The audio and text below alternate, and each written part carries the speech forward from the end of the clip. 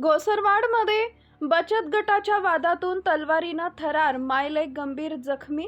कुरुंदवाड पोलिसात दोघांविरुद्ध गुन्हा दाखल. सांगलीत उपचार सुरू.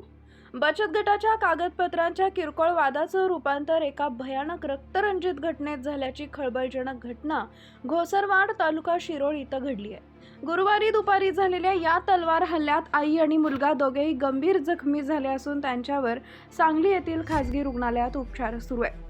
घोसरवाड येथील मराठी शाळेजवळ राहणाऱ्या सविता दयानंद मिसाळ वय वर्ष 41 या गुरुवारी दुपारी 12च्या सुमारास आपल्या घरासमोर उभ्या होत्या. यावेळी संशयित आरोपी ज्ञानेश्वर अण्णाप्पा कांबळे आणि दत्ता अण्णाप्पा कांबळे यांनी त्यांच्याकडे महिला बचत गटाच्या कागदपत्रांची मागणी केली. सविता मिसाळ यांनी ही कागदपत्रे संध्याकाळी देते असं सांगितल्यानं वादाला सुरुवात झाली. हा वाद वाढत गेल्यानं आरोपींनी शिवीगाळ करण्यास सुरुवात केली. आपल्या आईला होणारी शिवीगाळ पाहून मुलगा जयवर्धन मिसाळ हा जाब विचारण्यासाठी पुढे आला. यावेळी रागाच्या भरात असलेल्या दत्ता कांबळे यांना घरातून तलवार आणली आणि जयवर्धनवर वार करण्याचा प्रयत्न केला.